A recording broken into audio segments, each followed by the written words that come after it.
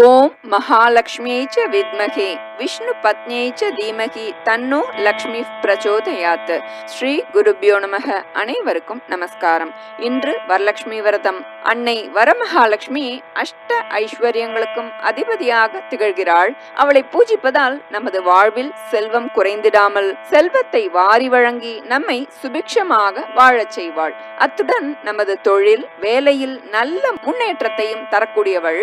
இன்று வெள்ளிக்கிழமை வரலட்சுமி விரதம். அதை ஒட்டி நாம் மகாலட்சுமி தோன்றிய புராண கதையையும் நாராயணியத்திலிருந்து லட்சுமி அவதாரமும் பார்க்கலாம். இந்த நன்னாளில் இதை ஒருவர் கேட்பதாலும் வரமகாலட்சுமி தேவியை வழிபடுவதாலும் குடும்பத்தில் குதூகலம், கணவனுக்கு நல்ல ஆயுள், அன்பு, புகழ், குடும்பத்தில் அமைதி, இன்பம், ஆரோக்கியம் மற்றும் எல்லா க்ஷேமங்களும் சுபிக்ஷமும் நிலை பெறுகின்றன.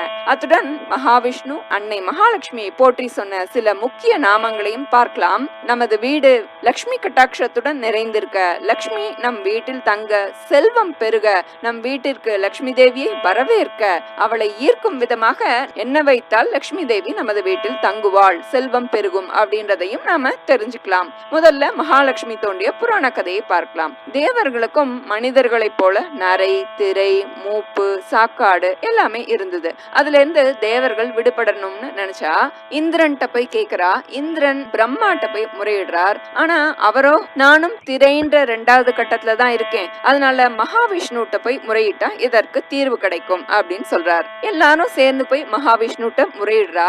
அவர் நீங்க யாரும் கவலைப்படாதீங்கோ, பார்க்கடல்ல அமிர்தம் இருக்கு, பார்க்கடல்ல கடைஞ்சா நமக்கு அமிர்தம் கிடைக்கும், அந்த அமிர்தத்தை அருந்தினால் நாம் நரை, திரை, மூப்பு, சாக்காடிலிருந்து விடுபட முடியும்னு சொல்றார். எல்லாரும் பார்க்கடலை எப்படி கடையலான்னு ஆலோசனை பண்றா. தேவர்கள் மட்டும் பார்க்கடலை கடைய முடியாது, அசுரர்களுடைய உதவியும் வேணும் அப்படின்னு சொல்லி மகாவிஷ்ணு தெரிவிக்கிறார். பார்க்கடலை கடைந்து அமிர்தத்தை எடுக்கிறதுக்கு மேரூன்ற மலையை மத்தாகவும் வாசுகின்ற பாம்பு கயிறாகவும் வைத்து 1000 ஆண்டுகள் இந்த பார்க்கடலை கடைந்தனர். அப்போ கயிறாக இருந்த வாசுகின்ற நாகம் வலி தாங்க முடியாம விஷத்தை கக்கறது. அப்படி கடல்ல திரண்டு வந்த அந்த ஆழகால விஷத்தை சிவபெருமான் அருந்துறார். அதை தன்னோட கழுத்துல நின்னு அதனால நீலகண்டர் அப்படின்னு அழைக்கப்படுறார். கடைசியாக அந்த பார்க்கடல்ல இருந்து அமிர்தம் வெளிவரத்துக்கு முன்னாடி பல பொருட்கள்லாம் வெளிவந்தது. சிந்தாமணி, சூடாமணி, கௌஸ்துபமணி, மூதேவி, ஸ்ரீதேவி, அகலிகை, காமதேனு, உச்சிஸ்ரவம், கற்பகமரம், துளசி இதெல்லாம் தோன்றியது. பார்க்கடலை கடைந்தவர்கள் எல்லாரும் ஆளுக்கு ஒரு பொருளை எடுத்துக்கிறா. அப்படி அதுல இருந்து வெளிவந்த ஸ்ரீதேவியான மகாலட்சுமியை மகாவிஷ்ணு மனம் புரிஞ்சுண்டு மகாலட்சுமி சமயத்தை மகாவிஷ்ணுவா அருள் பாலிக்கிறார். கௌஸ்துபமணியையும் திருமால் தனது மார்பில அணிந்து கொள்கிறார். இப்படி அலைக்கடல்ல இருந்து தோன்றியதுனால மகாலட்சுமிக்கு அலைமகள் அப்படின்ற பேர் வந்தது. ஒரு சமயம் லட்சுமி தேவி எந்த வீட்டுல நம்ம வாசம் செய்யலாம் அப்படின்னு சொல்லி பாக்கிறதுக்காக வரா. ஒரு வீட்டுல விடிஞ்சு போய் எல்லாருமே தூங்கிட்டு இருக்கா. இன்னொரு வீட்டுல மாடு, கண்ணு எல்லாம் இருக்கு. ஆனா ஒரே தூசி, குப்பை. சரி, இங்கேயும் வேண்டாம். அடுத்தது 3வது வீடு ஒரே சண்டை. அவர்கள் வீட்டுல உள்ள பெண்கள்லாம் தலைவரி கோலமா இருக்கா. சரி, இந்த வீடு வேண்டாம். அடுத்தது 4வது வீட்டு வாசல்ல கோலம் போட்டு பூஜை அறையில விளக்கேற்றி நறுமணத்தோட அந்த இல்லத்தரசி ஸ்லோகங்கள்லாம் சொல்லிட்டு வீடே தெய்வீகமா மங்களகரமா இருக்கு. வரலட்சுமி அம்மன் அந்த ஆத்து வாசல்ல நிக்கிறா. வாசல்ல இருந்த வரலட்சுமியாக பழுத்த சுமங்கலியாக வந்திருப்பவளை பார்த்து மகிழ்ந்து அந்த வீட்டு பெண் உள்ள அழைக்கிறா. மனைய போட்டு உட்கார வைக்கிறா. உள்ள போய் பால் எடுத்துன்னு வரா. வெளியே வந்தா அந்த சுமங்கலி பெண் இல்ல. பூஜை அறையெல்லாம் செல்வம் மட்டும் குவிஞ்சு இருக்கு. அதாவது லட்சுமி தேவி சுத்தமாக மங்களமாக உள்ள இடம் எங்கும் எப்பொழுது வேண்டுமானாலும் வருவாள், செல்வத்தை அளிப்பாள். இது ஒரு உதாரணம். மகாலட்சுமி தான் ரொம்ப அழகா இருக்கோன்ற பெருமைனால, கர்வத்தினால அவளுடைய அழகை இழந்தாள். அதை பத்தி தெரிஞ்சுக்கலாம். வைகுண்டத்துல மகாவிஷ்ணு மகாலட்சுமியும் வீட்டு இருந்தா. அப்போ பூலோக மக்கள் பத்தியும் அவர்களுடைய இன்ப துன்பங்கள் எல்லாத்த பத்தியும் பேசிட்டு இருக்கா. ஒரு கட்டத்துல அவர்களுடைய பேச்சு அழகு பக்கம் திசை திரும்புறது. மகாலட்சுமி சொல்றா, நான் ரொம்ப அழகா இருக்கேன், அதனால்தான் பூலோகத்துல இருக்கிறவாள்லாம் அவர்கள் வீட்டுக்கு நான் வரணும்னு, நான் நிரந்தரமா தங்கணும்னு சொல்லி வேண்டிக்கிறா அப்படின்னு சொல்லி தன்னோட அழகை மெச்சி பெருமையா பேசுறா மகாவிஷ்ணு கிட்டக்க. அதை கேட்ட மகாவிஷ்ணு சொல்றா, தேவி, பூலோகத்துல இருக்கிறவாளுக்கு எல்லாம் அக அழகுதான் சிறந்தது, புற அழகுன்றது மாயை அப்படின்றது தெரியல. அந்த மனிதர்கள் பலரும் பணம் ஒன்றுதான் வாழ்க்கைன்னு நினைச்சிருக்கா. பணம் இல்லாதவர்கள் பூலோகத்துல வாழ தகுதியற்றவர்கள்ன்ற ஒரு மாய தோற்றம் அவர்களை ஆட்டி படைக்கிறது அப்படின்னு சொல்றார். மகாலட்சுமியும் வாழ்க்கைக்கு பணம் தானே முதல்ல தேவையா இருக்கு, அதை எப்படி நீங்க மாயைன்னு சொல்றீள் அப்படின்னு சொல்லி கேக்குறா. அதற்கு மகாவிஷ்ணு, பணம் தேவைதான், ஆனா பணம்ன்ற மாயையில சிக்கிண்டு அவ அவஸ்தைப்படுறா. வாழ்க்கைக்கு தேவையான பணத்தை தேட தொடங்கியவர்கள் பணமே வாழ்க்கைன்னு மாறி போய் தங்களுடைய மகிழ்ச்சியையே தொலைச்சுடுறா, வாழ்க்கையே தொலைத்து கொண்டிருக்கிறார்கள். அப்படி இது மாயைன்னு சொல்லாம வேற என்னன்னு சொல்ல முடியும்னு சொல்றார் பெருமாள். அதுக்கு தாயார், சுவாமி என்னுடைய அழகையும் பூலோகத்துல எனக்கு கிடைக்கக்கூடிய மதிப்பையும் நீங்க பாராட்ட மனசு இல்லாம பேசிட்டு இருக்கேள். நீங்களோ கருப்பாதான் இருக்கேள், உங்களுக்கு அழக பத்தி என்ன தெரியும், என்ன போல அழகா இருக்கிறவாள குறை சொல்ல மட்டும்தான் தெரியும் அப்படின்னு சொல்லி மகாவிஷ்ணுடைய கருமை நிறத்தையும் சுட்டி காட்டி சொல்றா. ஆனா அத பத்தியும் மகாவிஷ்ணுவுக்கு கோபம் வரல. அப்பவும் மகாவிஷ்ணு திரும்ப சொல்றார், எல்லோரும் புற அழகுதான் அழகுன்னு நினைக்கிறா, ஆனா உண்மையில பிறருக்கு தீங்கிழைக்காத நல்ல மனமும் தம்மை தேடி வருபவர்களுக்கு உதவ வேண்டும்ன்ற எண்ணமும் தான் உண்மையான அழகு அப்படின்றத எல்லோரும் மறந்து போய்விட்டனர் அப்படின்னு சொல்றார் மகாவிஷ்ணு. நாதா, மகாலட்சுமின்ற பேருக்கே பேரழகுன்னு ஒரு பொருள் இருக்குன்றது உங்களுக்கு தெரியுமே. அழகு, செல்வம், அன்பு, கருணை, அமைதின்னு எல்லா செல்வங்களுக்கும் தேவதையாக இருக்கக்கூடிய என்னை பத்தி நீங்க எப்படி குறை சொல்றீங்களே, என்னை அவமதிக்க நோக்கத்திலேயே பேசுறேள். என்கிட்ட அழகும் செல்வமும் சேர்ந்து இணைந்து இருக்க, செல்வத்தோட சேர்ந்து இருக்கக்கூடிய என்னுடைய அழகிற்கு நீங்கள் சொல்லக்கூடிய எந்த அழகும் இணையானதில்ல அப்படின்னு கோபத்தோட சொல்றா. மகாவிஷ்ணுக்கும் கோபம் வருது. ஒரு பொண்ணுக்கு உடல் அழகு தேவையா இருக்கலாம், ஆனா அந்த அழகு மேல கர்வம் இருக்க கூடாது. எந்த உடல் அழகு மேல நீ அளவு கடந்த பற்று கொண்டு என்னை எதிர்த்து பேசினையோ அந்த அழகு கொண்ட உடல் இல்லாமல் உருவம் இல்லாதவளாக அரூபமாகி போவாய்னு மகாலட்சுமிக்கு சாபம் கொடுக்கிறார். சாபம் கொடுத்த பிறகுதான் மகாலட்சுமிக்கு சுய உணர்வே வருது. இறைவா, என்னோட தவற மன்னிச்சிருங்கோ, எனக்கு சாப விமோச்சனம் கொடுங்கோ அப்படின்னு சொல்லி கேட்கிறா. அவள் மேல இரக்கம் கொண்டு மகாவிஷ்ணுவும், தேவி, பூமியில ஒரு முறை செய்யும் தவத்திற்கு 1,000,000 முறை தவம் செய்த பலன் எங்கு கிடைக்குமோ அங்கு சென்று என்ன நோக்கி நீ தவம் செய்தா உன்னுடைய சாபத்துக்கு விமோச்சனம் கிடைக்கும் அப்படின்னு சொல்றார் மகாவிஷ்ணு. மகாலட்சுமியும் உருவம் இல்லாதவளாக பூலோகத்துக்கு வரா. சிவனின் கண்களை மூடியதால் சாபம் பெற்றாள் பார்வதி தேவி. அந்த சாபத்திலிருந்து மீள ஏகாம்பரேஸ்வரை வணங்கிய இடமே தனக்கும் சாப விமோச்சனம் அளிக்கும் இடம் நினைக்கிறா மகாலட்சுமி அன்னை. அதனால அந்த இடத்திற்கு வந்து மகாவிஷ்ணுவை நினைத்து தவம் செய்ய தொடங்குறா. அதன் பயனா ஒவ்வொரு நாளும் மகாலட்சுமியோட உருவம் கொஞ்சம் கொஞ்சமா கண்களுக்கு தெரிய ஆரம்பிக்கிறது. தொடர் வேண்டுதல்னால அவரது உருவம் முழுமையாக பிறர் கண்ணுக்கும் தெரிய தொடங்குறது. தவத்தோட வலிமையினால முன்பு இருந்ததோட அதிகமான அழகு சேர்ந்து ஒளி வீச தொடங்குறா. தன்னை விட்டு பிரிந்த மகாலட்சுமியை வைகுண்டம் அழைத்து வரதுக்கு சரியான நாளை எதிர்பார்த்து இருக்கார் மகாவிஷ்ணு. மகாவிஷ்ணு வரதுக்கு தாமதமாறதுனால மகாலட்சுமிக்கு கவலையாருது. ஒரு நாள் அங்க பஞ்ச தீர்த்த கரையில பார்வதி தேவிய மகாலட்சுமி அன்னை சந்திக்கிறா. எனக்கு பழையபடி முழு உருவம் கிடைச்சிடுத்தோ, ஆனா விஷ்ணு வந்து என்ன அழிச்சுட்டே போல சொல்லி வருத்தப்படுறா. அப்ப பகவான் மகாவிஷ்ணு மகாலட்சுமி முன்போட எவ்வளவு அழகா இருக்கான்னு சொல்லி பார்க்கணும்ன்ற ஆசையில மறைவான ஒரு இடத்துல இருந்து எட்டி பார்த்துட்டு இருக்கார். அதை கவனிக்கிறா பார்வதி தேவி. அவரை கல்வன்னு சொல்லி அழைக்கிறா. பார்வதி யார கல்வன்னு சொல்லி அழைக்கிறா அப்படின்னு சொல்லி மகாலட்சுமி திரும்பி பாக்குறா. மகாவிஷ்ணு நின்று இருக்கார். அதை பார்த்து வெட்கப்பட்டு தலை குனிந்துக்கிறா. மறைவுல இருந்த மகாவிஷ்ணு, தேவி, இந்த பூமியில உன்னுடைய அழகை பெருமைப்படுத்தும் விதமாக சில பெயர்கள்லாம் கிடைக்கும்னு சொல்லி சொல்றார், சில நாமங்கள்லாம். அதை நம்ம தெரிஞ்சுக்கலாம். ஹரிணி, ஹரிணின்னா பசுமையான உடல் அழகை பெற்றவள். சூர்யா அப்படின்னு அழைக்கிற, சூரியனுக்கு நிகரான ஒளி உடையவள். ஹிரண்மயி, பொன்னிறமானவள். ஹிரண்ய வர்ணா, பொன்னிற உடலுடையவள். சந்திரா, நிலவுக்கு நிகரான முகமுடையவள்.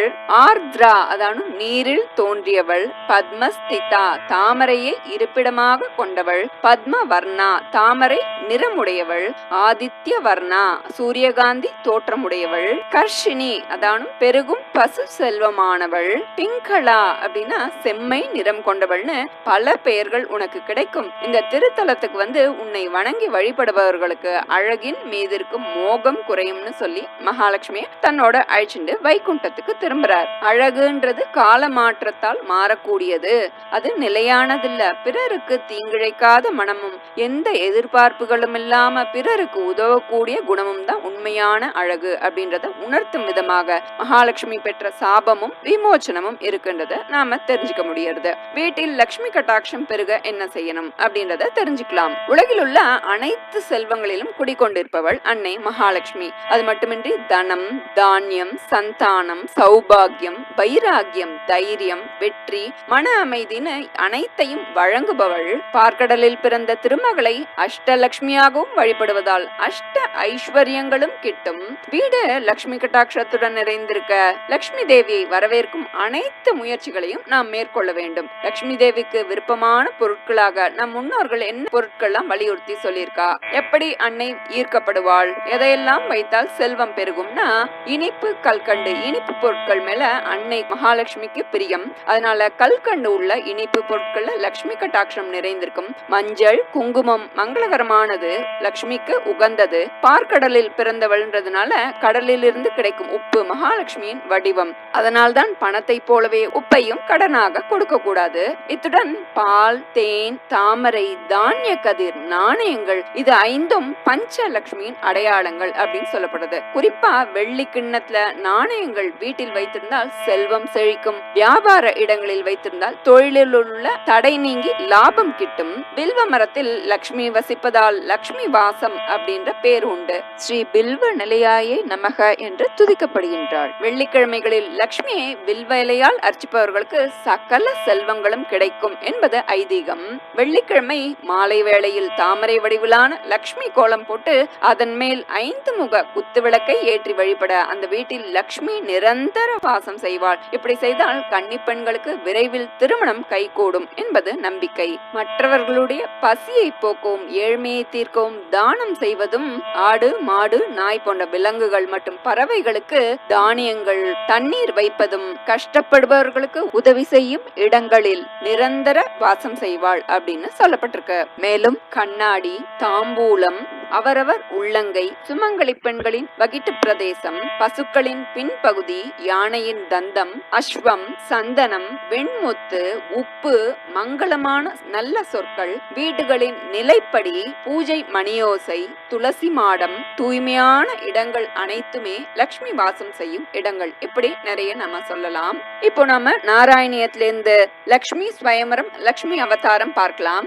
தசகம் 28 லக்குமியின் சுயம்பரமும் அமுதத்தின் தோற்றமும்.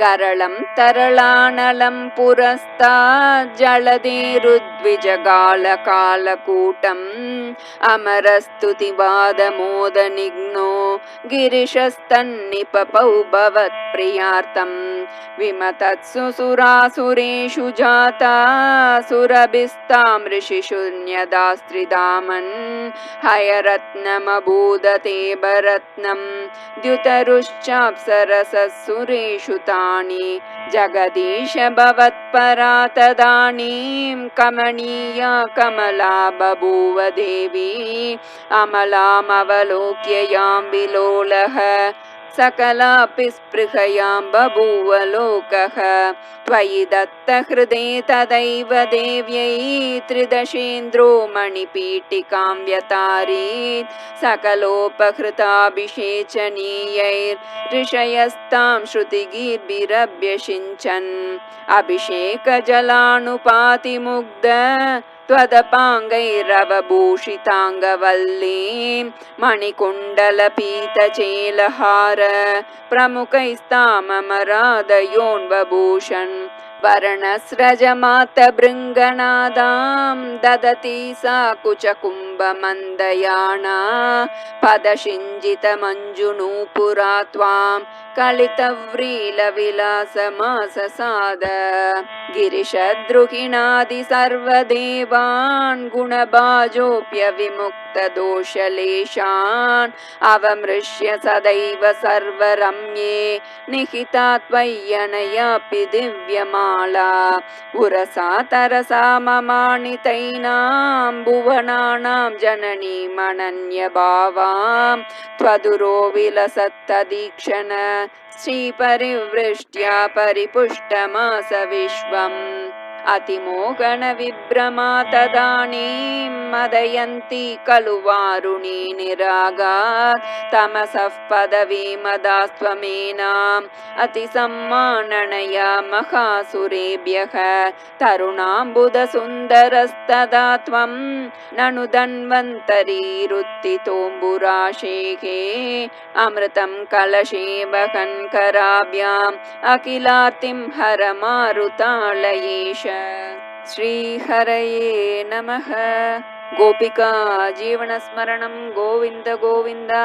திருமகளுக்குரிய தினங்களில் அவளை போற்றுவதும், நமது இல்லத்திற்கு வரும் பெண்களுக்கு மஞ்சள் குங்குமம் உள்ளிட்ட மங்கள தாம்பூலம் அளித்து மகிழ்விப்பதும் என்றென்றும் லக்ஷ்மி கட்டாட்சம் இல்லத்தில் நிலைத்திருக்க செய்யும். ஸ்ரீ லக்ஷ்மி வாசம் செய்கின்ற உரைகின்ற பொருட்களை தானமாக அளிப்பதினால் அவளது அருளை மிக எளிதில் அடையலாம் என்பது ஐதீகம். இந்த நன்னாளில் அனைவரும் இந்த லக்ஷ்மி அவதார புராண கதையும் நாராயணியம் லக்ஷ்மி அவதாரத்தையும் கேட்டு மகாலட்சுமியின் அருளை பரிபூரணமாக பெறுவோம். சர்வ மங்களங்களையும் பெற்று சுபிக்ஷத்துடன் வாழ்வோம். நல்லதே நடக்கும். நமஸ்காரம்.